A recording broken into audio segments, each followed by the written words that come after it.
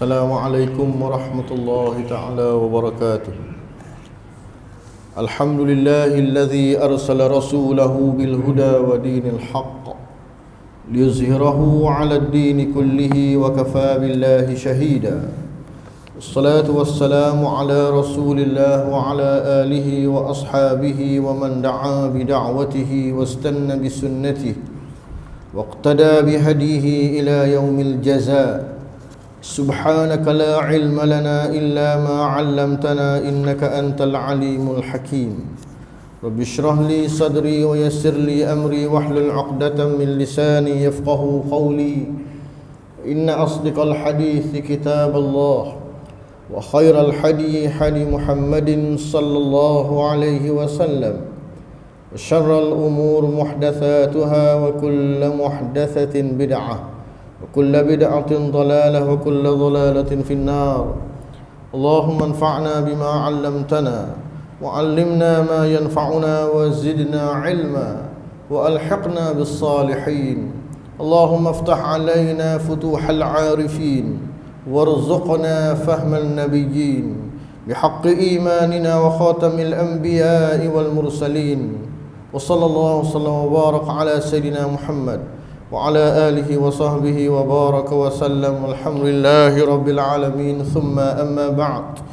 Dimuliakan Al-Fadil Tuan Imam, seterusnya tuan-tuan haji, puan-puan hajjah, sidang hadirin, sidang jemaah yang dimuliakan Allah Subhanahu wa taala sekalian. Sama-sama kita panjatkan kesyukuran kehadrat Allah Subhanahu wa taala pada malam yang mulia ini di bulan Haji. Al-Hajju ashhurum ma'lumat. Dalam surah Al-Baqarah Allah Subhanahu wa ta'ala mengatakan Al-Hajju ashhurum ma'lumat faman farada fihinna al-hajja fala rafatha wala fusuqa wala jidala fil hajj ila akhiril ayah. Haji itu merupakan bulan-bulan yang telah diketahui, yang telah dimaklumi, iaitulah apakah bulan-bulan haji tersebut?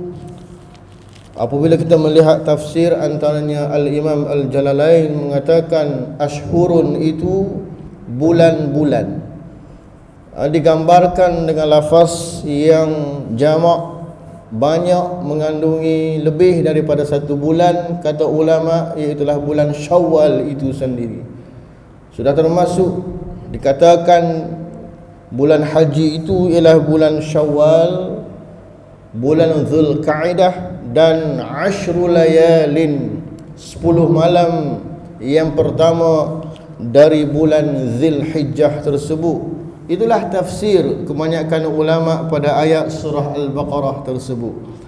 Kita berada di bulan haji, saudara dan saudari, orang-orang Islam, jiran tetangga, kaum kerabat, adik-beradik barangkali, dan kenalan kita barangkali menyahut seruan rukun Islam menunaikan menjadi tetamu duyufur rahman ke Baitillahil Haram. Alhamdulillah.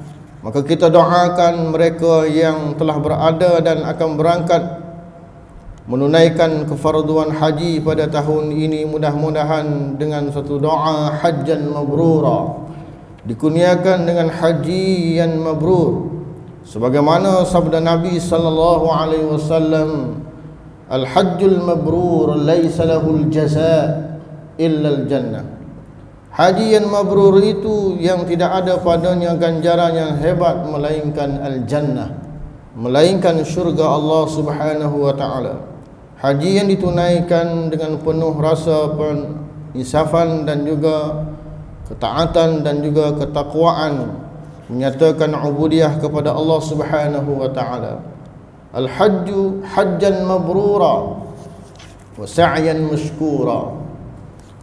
Sa'i antara Safa dan Marwah yang disyukuri, wa dzamban maghfura, moga-moga diampunkan dosa, wa tijaratan lan tabura, dan satu bentuk perniagaan, bukan hanya wang ringgit, bahkan jiwa raga diserahkan kepada Allah Subhanahu wa taala, menyatakan ubudiyah yang satu, memakai pakaian ihram putih yang satu, walaupun darjat di dunia ini berbeza antara kita, antara manusia, tetapi apabila berada di tanah haram menyatakan rasa ubudiyah, meninggalkan segala pangkat, meninggalkan segala gelaran dan juga kedudukan darjat manusia, menyamatarafkan antara kita di hadapan kebesaran dan keagungan Allah Subhanahu wa ta'ala. Itulah yang dikatakan wa tijaratan lan tabura,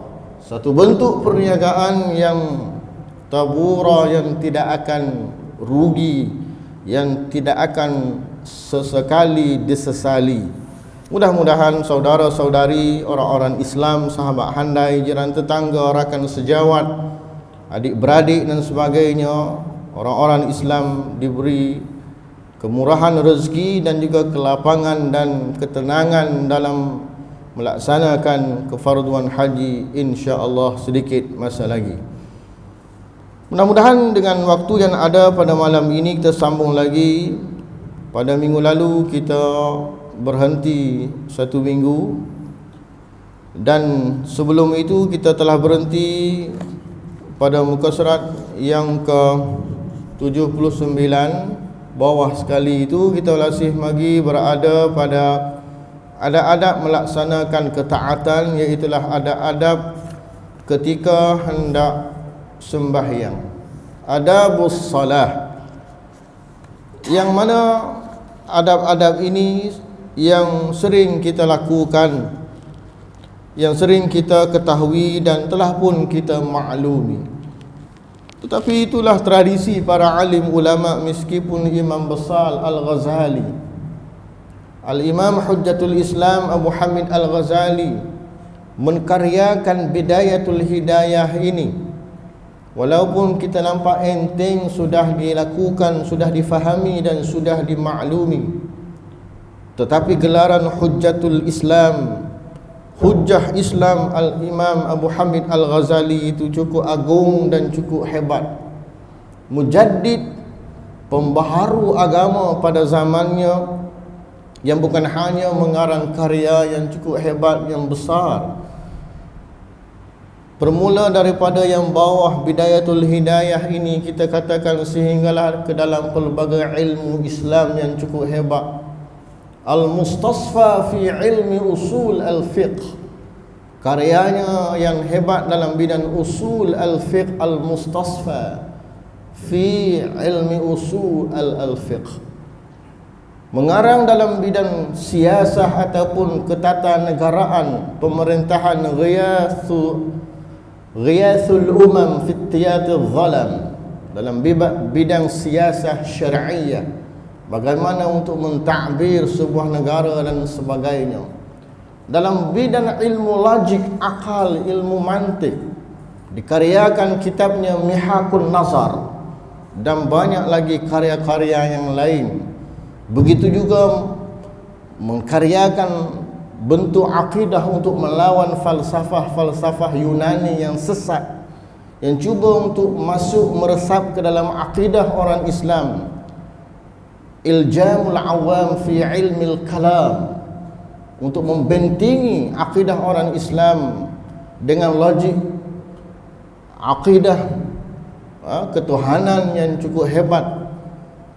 Itulah dikatakan seorang mujaddidul Islam yang bukan hanya menguasai daripada ilmu yang kita katakan bersifat fardu ain paling bawah, sehinggalah dalam bidang ketatanegaraan, siasah syar'iyah dan sebagainya, bidang akidah, falsafah dan sebagainya, turut disentuh dan dikaryakan, ditinggalkan warisan keagungan itu kepada kita sehingga hari ini.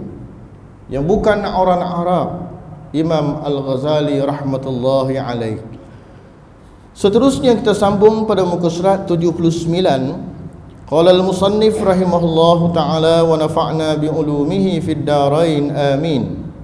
Setelah itu hendaklah engkau mengucapkan takbir ruku' dan angkatlah tanganmu seperti cara yang telah disebutkan dalam kaifiyat mengangkat kedua tangan pada takbiratul ihram tadi. Dan panjangkanlah bacaan takbir itu sehingga engkau sampai berada dalam keadaan rukuk yang sempurna. Maka letakkan kedua tapak tanganmu di atas kedua lututmu, sedangkan jari-jarimu terhurai. Terhurai maksudnya terbuka sedikit, direnggankan sedikit. Jari, anak jari kita ini, jari telunjuk, jari manis, jari tengah, jari hantu, ibu jari ini dibukakan sedikit, bukannya rapat sebegitu. Itulah sunnah yang sebenar yang disebutkan oleh hadis-hadis Nabi SAW. Banyak kalau kita nak nyatakan hadis tersebut, tuan-tuan boleh lihat dalam perbahasan kitab-kitab fiqh. Biasanya dibicarakan dalam kitab-kitab fiqh mazhab Syafi'i dan sebagainya. Tegakkan lututmu baik-baik.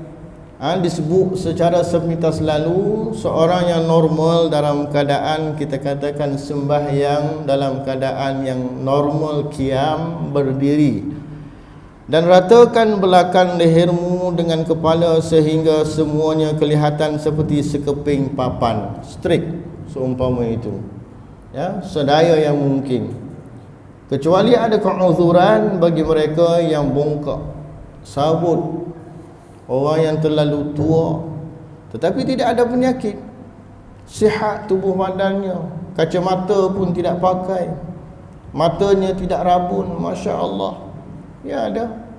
Tetapi oleh kerana usia yang terlalu tua, dia bongkok, seumpama itu, memang tak boleh straight lagi kerana melibatkan backbone, tulang belakang manusia. Maka dia rukuk dengan sekadar yang mampu. Orang umur 90 lebih, 100 pun ada. Kawan saya pergi ke Thailand, Fatani, menziarahi ulama-ulama tua di selatan Thailand, di Fatani Darussalam. Berjumpa dengan seorang tuk guru pondok pesantren, pondok tradisional di selatan Thailand, Fatani Darussalam. Umurnya 103 tahun. Sihat tubuh badan, kacamata pun tidak pakai, duduk di atas kerusi dan sebagainya. Ini di antara kemuliaan yang Allah berikan kepada para alim ulama dengan amalan-amalan semasa dia hidup di dunia. Dan renggankan kedua sikumu dari lambungmu, sehingga sedangkan perempuan tidak berbuat demikian, bahkan ia merapatkan sebahagian anggota kepada bahagian yang lain. Dan baca olehmu ketika rukuk itu 3 kali. Ini apa yang disyaratkan oleh Nabi SAW 3 kali ini dalam fiqh solat disebut sebagai sunat hayat. Apabila siapa yang sembahyang dan membaca tasbih ini 3 kali, maka berpahala baginya, dapat pahala sunat hayat.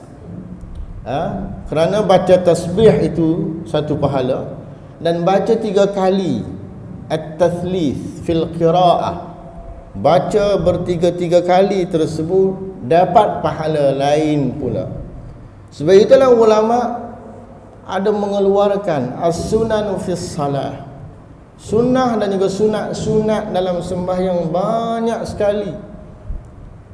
Pahala yang boleh diraih bagi mereka yang sembahyang ini bukan hanya sembahyang itu sudah tentu merupakan satu kewajipan, bahkan orang yang sembahyang tersebut banyak sekali pahala apabila dia raikan sunanul hayat, sunat-sunat hayat yang berada ketika si hamba tersebut sembahyang, sujud dan juga rukuk kepada Allah Subhanahu wa ta'ala. Dia rukuk tetapi dia hanya membaca tasbihnya sekali sahaja, subhana rabbiyal azim, sudah sah sembahyangnya paling kurang. Tetapi pahala kepada sunat hayat baca 3 kali tersebut dia tidak dapat. Seumpama itu, dia rukuk sahaja tanpa membaca apa-apa, Allahu Akbar, dia pun takbir untuk rukuk tetapi dia tidak baca apa-apa, tasbih pun tidak, sah lagi sembahyangnya. Tetapi kurang pahalanya kerana meninggalkan sunat hayat membaca tasbih tersebut. Yang kata ulamanya, dan baca olehmu ketika rukuk itu 3 kali subhana rabbiyal azim, itu yang paling minima. Tapi yang masyhurnya diajar oleh anak kita, murid-murid di sekolah dalam buku teks pun subhana rabbiyal azimi wa bihamdi. Penambahan wa bihamdihi itu berdasarkan hadis diriwayatkan oleh Ibnu Majah, tak silap saya. Hadis ini diriwayatkan Ibnu Majah menambah sebagai wa bihamdihi. Tetapi alal aqal minimalnya adalah subhana rabbiyal azim. Subhana rabbiyal azim. Subhana rabbiyal azim. Dia ada yang pendek, ursi panjang. Umpama doa iftitah, dia ada ursi yang pendek, ada ursi yang panjang. At-tahiyatul mubarakatus salawat. At-tahiyat, tahiyat awal ada ursi yang pendek. Doa kunut ada versi yang pendek yang hanya ada satu patah perkataan. Doa kunut sembahyang subuh kita ini, yang pertama itu Allahumma hdini fi man hadait wa afini fi man afait. Itu dia doa. Ada dua bahagian, doa dan juga pujian. Yang kita senyap itu, yang kita baca apabila imam senyap itu, fa innaka taqdi wa la yuqda alai wa innahu la yadhillu man walai, itu as-sana. Itu bukan doa. Hingga akhir itu dipanggil as-sana, iaitulah pujian kepada keagungan Allah Subhanahu wa taala. Yang kita baca itulah kunut yang panjang. Kunut yang pendeknya bagaimana? Allahumma ghfirli ya ghafur. Apatah lagi kita berada di Mekah, yang kebanyakan imam Masjidil Haram itu kebanyakan negara Arab Saudi bermazhab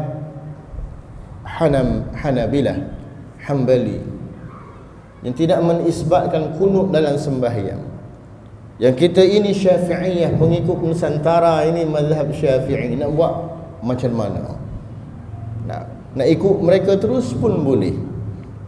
Nak meraihkan dengan macam kunut yang pendek pun boleh. Ya. Hanya pendek saya, Allahumma ghfirli ya ghafur. Kunut versi yang sangat pendek. Nah. Dan jikalau engkau sembahyang sendirian, maka lebih baik engkau tambahkan bacaan tasbih itu sampai 7 atau 10 kali. Lebih daripada 3 kali. 7 ataupun 10. Imam tak boleh buat macam tu. Kerana imam ini disebut dalam hadis, kalau makmum itu tak redha, tak boleh. Orang jadi imam ini bacanya panjang, tidak kena pada tempatnya, tanpa meraihkan orang yang di belakangnya. Itu Nabi meraihkan, tengok ada kanak-kanak, ada Syekhul Haram. Al-Haram itu orang yang tua, asyuyukh.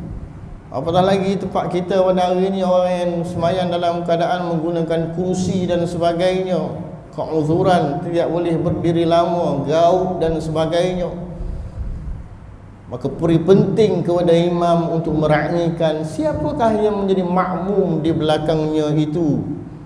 Bukan oleh kerana dia hafiz dan sebagainya, dia baca panjang sepanjang-panjangnya. Tidak bijaksana seumpama itu. Begitu juga kalau kerana dia imam, dia baca tasbihnya subhana rabbiyal azim wa bihamdi 10 kali. Nah, sembahyang tasbih itu lain tuan-tuan, sembahyang sunat tasbih kan. I'tidal pun kita bertasbih lagi. Sembahyang sunat tasbih itu lain, itu kaifiatnya begitu. Salat fardu tidak. Jika kalau engkau sembahyang sendirian, maka lebih baik engkau tambahkan bacaan tasbih itu sampai 7 kali atau 10 kali. Kemudian engkau angkat kepala sampai engkau kembali tegak seperti sebelum rukuk, dan angkatlah kedua tanganmu sambil engkau membaca Sami Allahu liman hamidah. Ya. Rabbana lakal hamd. Hamdan tayyiban mubarakan fih. Banyak nak jawab Sami Allahu liman hamidah ini. Dan i'tidal ini rukun yang pendek. Dia tidak boleh lama kita i'tidal dalam sembahyang. Antara salah satu yang boleh membatalkan sembahyang ialah kita memanjangkan rukun fi'li, yang pendek kita memanjangkan. Apa yang mudah tuan-tuan? Duduk antara dua sujud. Banyak benar kita berdoanya, habis lagi Rabbi firli warhamni wajburni wafa'ni, hingga akhir kita tambah doa lain sehingga panjang rukun tersebut. Dia boleh membatalkan sembahyang dengan sengaja apabila kita memanjangkan rukun yang pendek menjadi rukun yang panjang, menjadikan panjang. Sebab duduk iftirash antara dua sujud ini sifatnya ialah sebentar sahaja. Sehingga dikatakan ulama banyak ditambah dengan antaranya disebut kita Sami Allahu liman hamidah. Biasanya kita dengar iman kalau kita sembahyang berjemaah, biasanya kita sambut dengan Rabbana walakal hamd. Paling pendek macam tu lah. Ada porsi panjang sikit, mil as-samawati wa mil al-ard, mil as-samawat wa mil al-ardi. Mil'u pun boleh baca, milu tak boleh. Penuh. Mim lam hamzah, mil as-samawati wal ard. Nak ceritakan kita puji, pujian kita ini walakal hamd, kepada Engkau ya Allah yang Maha Esa segala bentuk pujian ini. Tambah lagi sifat pujian ini memenuhi bumi dan juga memenuhi langit, petala langit dan juga bumi. Wa mil'a ma syi'ta min syai'in ba'd. Itu tambah lagi. Banyak di kitab menyebut sehingga situlah. Nak tambah lagi boleh lagi, ahlas sana'i wal majdi, ahaqqu ma qala al-'abdu wa kulluna laka 'abdun la mani'a lima a'taita wa la mu'tiya lima mana'ta wa la yanfa'u dzal jadd minkal jadd. Boleh? Itu versi yang panjang. Seumpama itulah. Dan disebut dalam buku-buku doa. Boleh kita cari bentuk-bentuk jawapan apabila i'tidal tersebut. Dan apabila engkau telah kembali berdiri tegak, maka baca olehmu Rabbana lakal hamd mil'us samawati wa mil'ul ardi wa mil'u ma syi'ta min syai'in ba'd. Mil'u, mil'a pun boleh. Wahai Tuhan kami, bagimu segala puji sepenuh langit. Boleh kita tengok, kita baca, hafal. Barangkali kita hanya memadai sebelum ni kita sembahyang Rabbana lakal hamd, Sami Allahu liman hamidah, Rabbana lakal hamd. Macam tu saja tu. Ataupun tambah yang lain, hamdan tayyiban mubarakan fi. Hamdan tayyiban mubarakan fi. Satu bentuk hamdan tayyiban, pujian yang baik yang diberkati padanya. Pendek lagi. Jadi kita tambah yang ni, mil'us samawati wa mil'ul ardi wa mil'u ma syi'ta min syai'in ba'd. Maknanya apa? Dalam buku kita ini sebut, bagimu segala pujian sepenuh langit. Yang saya sebutkan tadi, seisi langit dan bumi dan sepenuh apa jua sesuatu yang engkau kehendaki setelah itu. Puji kepada Allah Subhanahu wa ta'ala. Dan jikalau engkau sembahyang subuh, maka bacalah kunut ketika engkau i'tidal pada rakaat yang kedua. Ya, mazhab kita lah Syafi'i. Bagi setengah mazhab Hambali, Hanafi, barangkali mereka tidak ada kunut dalam sembahyang subuh. Ya, kerana ikhtilaf dari sudut hadis. Dan ada sebuah negeri di utara tanah air yang tidak menisbatkan kunut dalam banyak masjid. Kalau kita pergi dan tidak menjadi satu kepelekan, kerana ia menjadi satu perkara yang khilaf dalam mazhab. yang kita tak perlu untuk membid'ahkan. Dan tempat kita pun ada, saya tahu orang yang tidak berpegang kepada adanya kunut. Kita pegang orang awam kepada mazhab mufti. Al-awam la mazhab lahum, al-awam mazhabu muftihim, mazhab mufti. Rantau Asia Pasifik, rantau Nusantara, the Malay Archipelago, bahasa Inggerisnya, selatan Thailand, Brunei Darussalam, Indonesia, Singapura, Mindanao, orang Islam di Champa, Cambodia, selatan Thailand, Bangkok tidak, Buddha, selatan Thailand, Fatani, Malaysia kita ini, Singapura, bermazhabkan zaman berzaman, iaitulah mazhab Syafi'i. Jadi kita peganglah. Bukan hanya kita berdabik dada untuk tidak kunut, mengatakan orang yang kunut itu tidak betul. Tidak. Tapi hari ini banyak sekali cukup menyedihkan dalam perkara furu' khilafiyah fiqh inilah kita berdebat. Kita duduk berbalah siang dan malam, apatah lagi di zaman media sosial pada hari ini. Ia yang berkaitan dengan salah faham dari sudut hadis ini, riwayatkan hadis yang berbeza sahaja yang diambil oleh mazhab yang tidak menisbatkan kunut dalam solat subuh kerana berpegang kepada hadis lain. Kita berpegang kepada hadis Anas ibn Malik, bahawa Anas mengatakan bahawa kan Nabi sallallahu alaihi wasallam yaqnutu.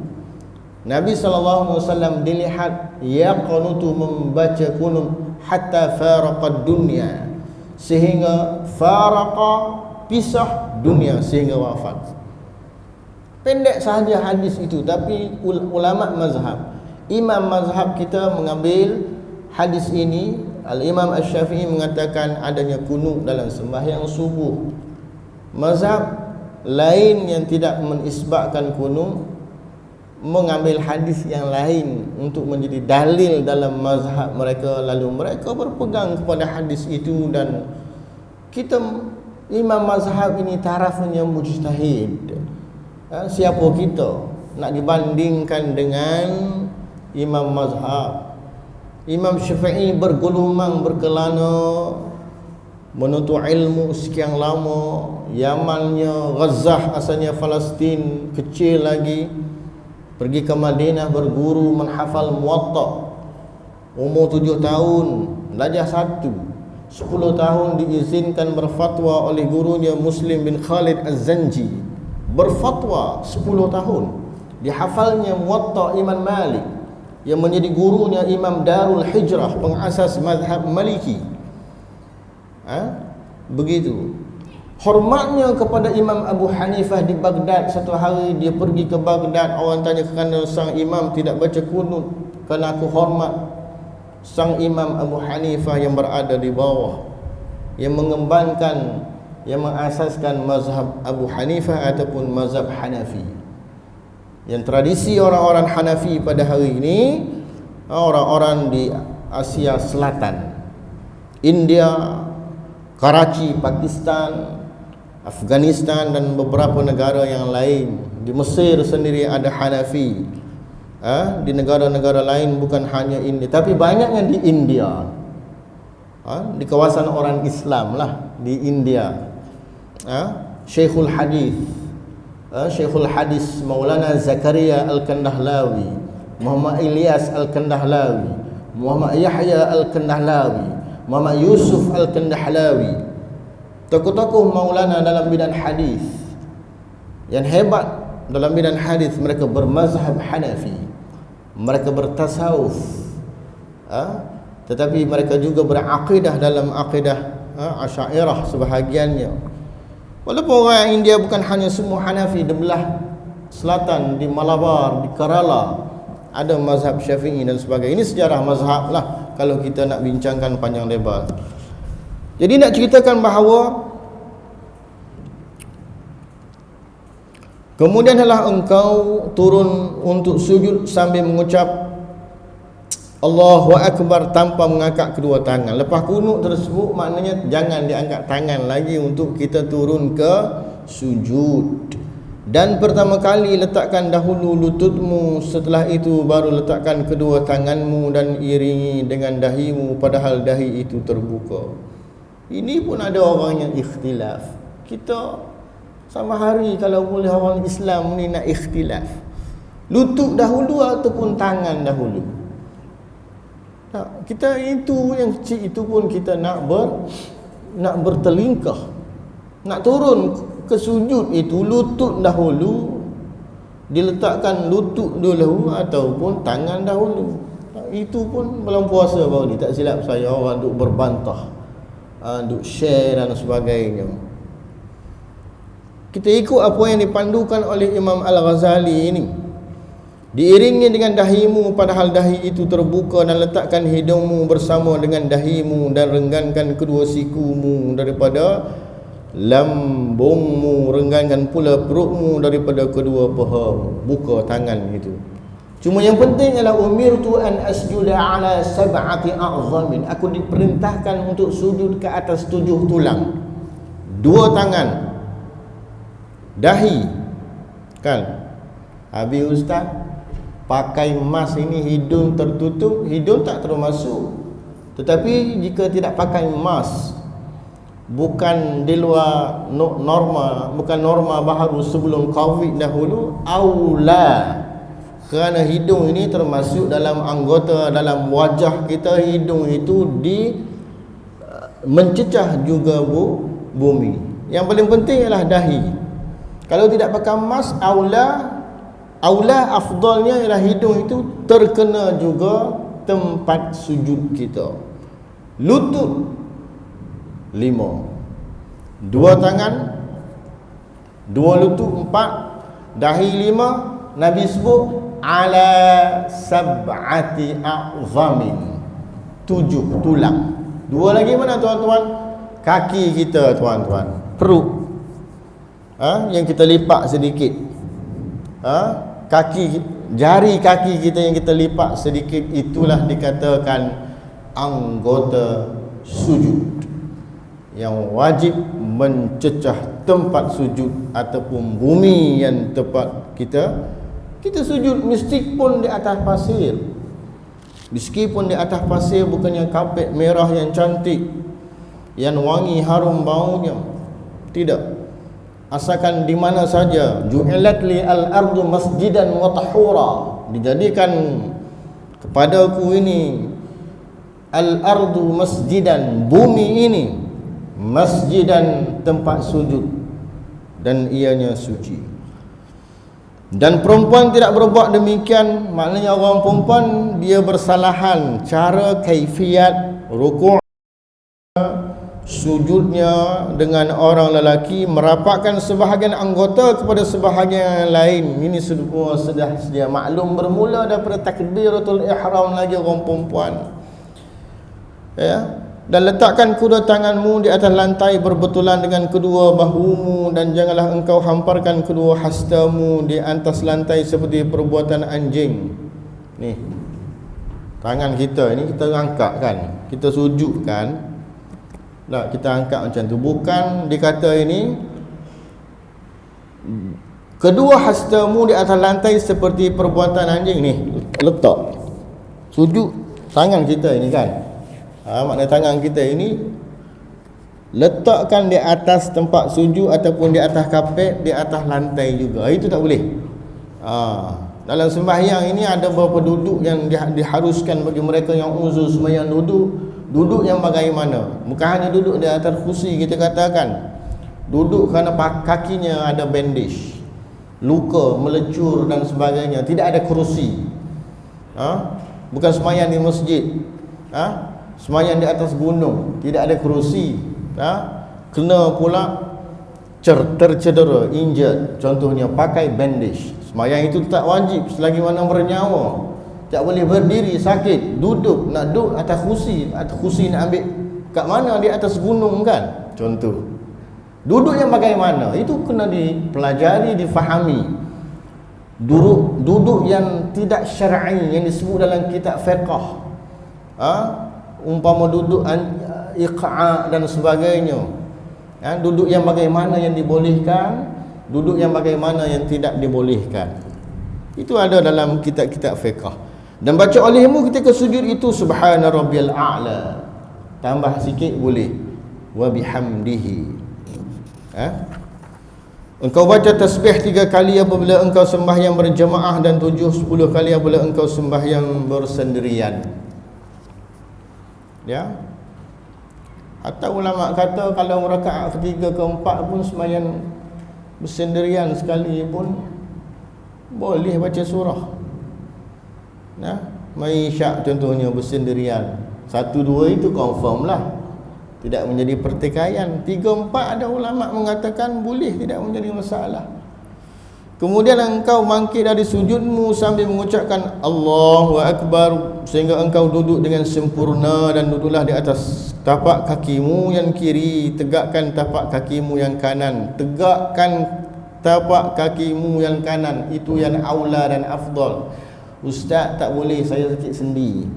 Nak berdiri lama pun tak boleh ustaz. Ustaz suruh tegakkan pula kaki kanan ketika tasyahud dan sebagainya, ataupun duduk iftirashi dan letakkan kedua tanganmu di atas kedua pahamu, sedangkan jari-jarimu dalam keadaan terhurai, terbuka, tidak digenggam serapat-rapatnya begini.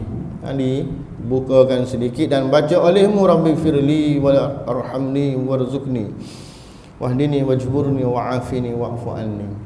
Itulah yang kita baca, ya aulanya kita faham maknanya Rabbi firli ya Allah. Maknanya dalam kita duduk iftirashi, maknanya hebatnya orang sembahyang ini bukan hanya di luar sembahyang saja kita berdoa sudah tentu. Nak buka puasa doa, nak makan doa, nak naik kenderaan berdoa, pakai seluar, nak pergi pejabat berdoa, tengok cermin alhamdulillah, uban makin banyak berdoa juga, sampai keluar rumah berdoa. Tetapi dalam sembahyang pun kita berdoa, Rabbi firli ya Allah, ampuni daku, warhamni kasihilah aku, warzuqni berikan rezeki kepada aku. Doa 3 doa dah tu. Wahdini berikan hidayah. Kita nak hidayah ini sepanjang masa tuan-tuan. Kita tak nak di akhir usia kita dipalingkan hati kita, wal'iyadzubillah. Ya. Sebab itu hidayat Allah Subhanahu wa taala ini mesti kita sentiasa sabat dan juga tetap di atas jalan yang benar, ihdinas siratal mustaqim ini hingga ke akhir usia kita. Minta jauh daripada su'ul khatimah wal'iyadzubillah, dipalingkan hati kita. Apa itu doa yang diajak oleh Nabi yang ma'thurnya ialah ya muqallibal qulub tsabbit qalbi ala dinika wa ala ta'atik. Dalam kitab hadis 40 Imam Nawawi sebut masyhur doa ini, ya muqallibal qulub. Pernah saya sebut dalam buku kita pun ada barangkali dulu. Wahai Tuhan yang membolak-balikkan hati, tsabbit qalbi, tetapkan hatiku ini, sabit qalbi ala dinika, ke atas agama engkau yang mulia, yang benar ini. Kita nak hati kita ini sentiasa berada di atas jalan agama. Wa ala ta'atika, minta yang kedua hati kita ini, jiwa kita ini sentiasa berada di atas agama engkau ya Allah. Kan? Kerana ada kisah ahli ibadat Bani Israel, abid, pendeta Bani Israel, Barsisa, tak silap saya namanya. Tuan-tuan tengok kisah Barsisa, seorang pendeta ahli ibadat yang hebat.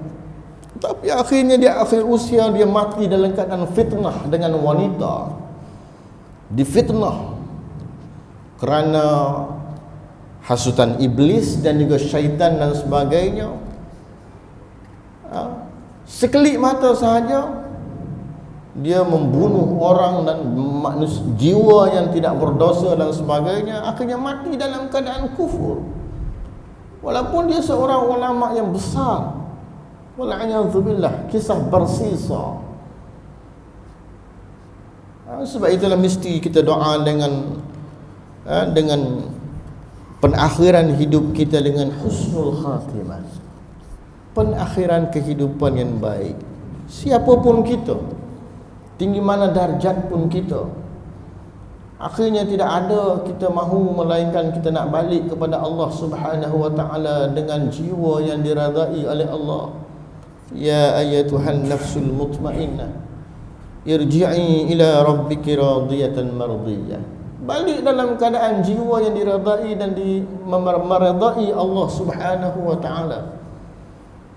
Wajburni, sempurnakanlah kekurangan. Dalam sembahyang kita ada kekurangan, tak sama markah pahala A dengan B, B dengan C. Sembahyang kita semalam kita tak tahu diterima Allah ataupun tidak.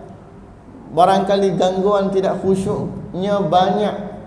Hari ini kita lebih khusyuk barangkali. Wajburni, sebab itulah kita tampung sembahyang fardu kita 5 waktu sehari semalam ini dengan salat sunat rawatib yang mudahnya. Salat sunat yang rawatib yang mengiringi salat-salat fardu.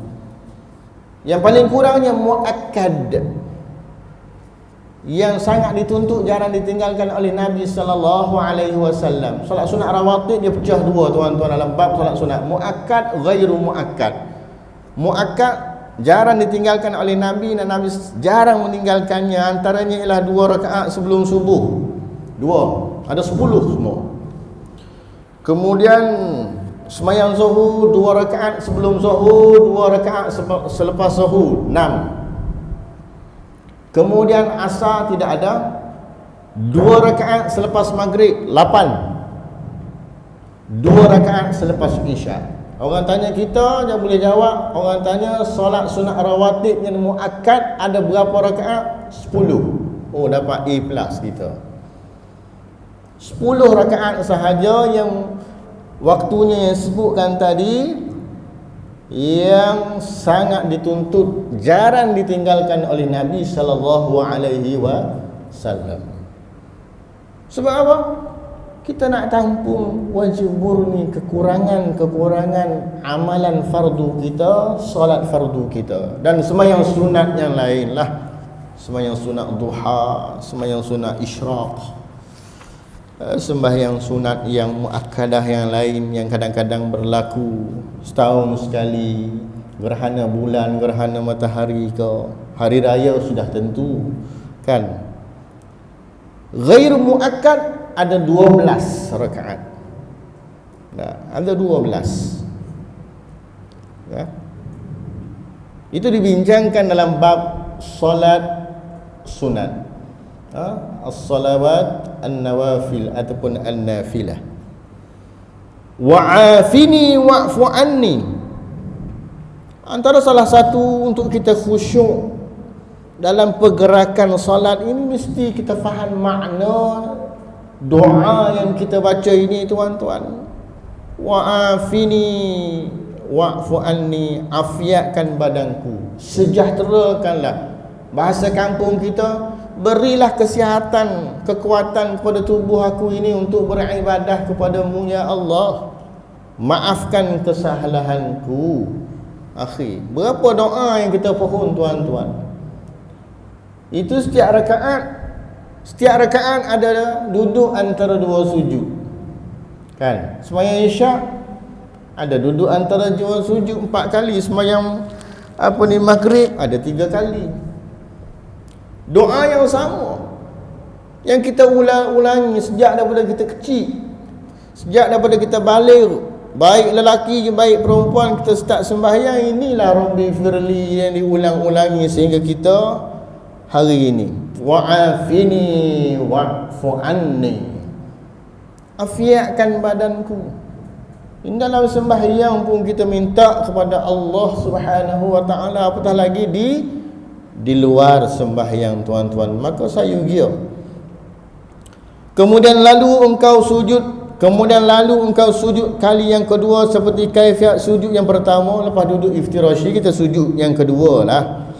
Kemudian engkau bangkit pula untuk duduk istirahah, jilsatul istirahah. Contohnya kita sembahyang isyak 4 rakaat, nak bangun ke rakaat yang ketiga sembahyang maghrib umpamanya, ataupun sembahyang apa zuhur sekalipun, ataupun sembahyang zuhur rakaat yang ketiga, nak bangkit kepada rakaat yang keempat. Rakaat yang pertama nak bangkit kepada rakaat yang kedua. Sembahyang asar sekalipun adanya duduk istirahat, duduk sebentar. Orang yang tinggal tidak masalah, ianya sunat hayat, tapi disayugiakan jilsatul istirahat. Meskipun imam itu tak duduk pun, dalam masalah ini boleh bersalahan dengan imam. Dia ada tidak boleh batal kita bersalahan dengan imam. Imam tertinggal tasyahud awal, dia bangkit, kita duduk. Oh, imam ni lupa untuk tasyahud awal sembahyang asar. Zas dia bangun untuk rakaat yang ketiga sembahyang asar. Kita duduk bertasyahud, batal sembahyang kita, tuan-tuan. Kenapa? Kerana bersalahan dengan imam. Kita makmum wajib ikut imam. Dia ada cara dia. Tapi apabila imam meninggalkan jilsatul istirahah, rakaat yang pertama sembahyang asar, dia tinggal tapi kita duduk, itu tidak membatalkan sembahyang makmum. Dia ada tempat-tempat juga dalam fiqh sembahyang ini. Last sekali, dalam rakaat kedua, pada setiap rakaat yang tidak diiringi dengan tasyahud, dan hendaklah engkau duduk beristirahat ini sebentar sahaja, bukan lama. Kemudian engkau berdiri dan engkau letakkan kedua tanganmu di atas lantai, dan jangan engkau mendahulukan sebelah kaki ketika berdiri. Jangan kaki satu dahulu naik, yang kedua itu lambat. Dan hendaklah engkau mengucapkan Allahu Akbar ketika engkau hampir ke tempat duduk istirahat, maka engkau terus takbir. Itu engkau panjangkan sehingga sampai lebih kurang separuh dirimu. Hampir panjangkan sedikit, maknanya Allahu Akbar. Takbir perpindahan tersebut disebut bahasa Arab sebagai takbir intiqalat. Dalam rakaat kedua hendaklah engkau ulangi seperti kaifiat rakaat pertama, bermula dari perkataan a'udzubillahi minasyaitonirrajim sampai pada sujud yang kedua. Sebelum baca Fatihah, baca a'udzubillahi minasyaitonirrajim, ta'awudz itu secara sir sunat, tak baca pun tidak apa, tapi dia punya sunat. Kemudian hendaklah engkau duduk untuk tasyahud pertama, hendaklah engkau letakkan tangan kanan di atas paha kanan dengan menggenggam jarimu kecuali jari telunjuk dan ibu jari. Maka engkau biarkan keduanya tanpa digenggam begini, dan hendaklah engkau mengisyaratkan dengan telunjuk kanan ketika engkau mengatakan illallah. Ini khilaf juga. Ada mazhab dia macam ni, ada dia macam ni. Itu mazhab lain. Mazhab gaya bebas pun ada pada hari ini. Ini pun orang nak bertelingkah. Tak betul. Dia kata ni betul. La asyhadu an la ilaha illallah. 360 darjah.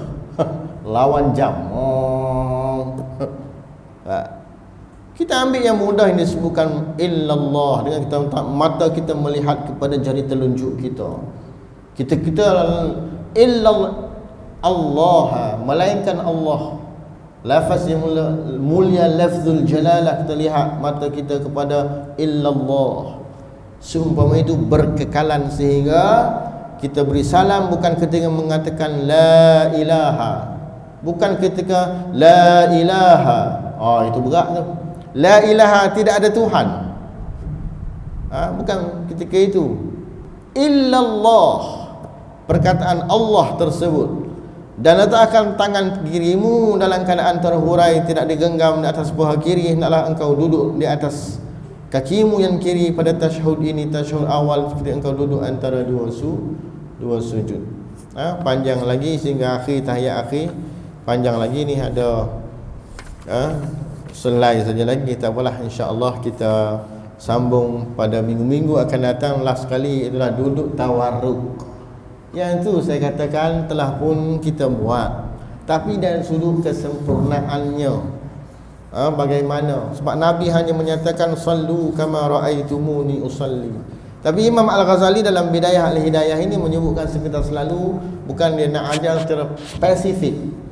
Bab solat itu kita pelajari dalam kitab fiqh mazhab Syafi'i, Munitul Musalli oleh Daud Fatani dan sebagainya, Fiqh Manhaji ala mazhabil Imam Asy-Syafi'i bab solat. Tapi nak ceritakan adab sembahyang, tertibnya, mualatnya, bukan hanya rukun qauli, bahkan rukun fi'li tersebut kita raikan dengan apa yang dipandu oleh Nabi sallallahu alaihi wasallam. Walaupun kita tak sempat tengok Nabi sallallahu alaihi wasallam sembahyang, Nabi hanya menyebut sallu kama raaitumuni usalli, naklah kamu sembahyang sebagaimana kamu melihat aku sembahyang.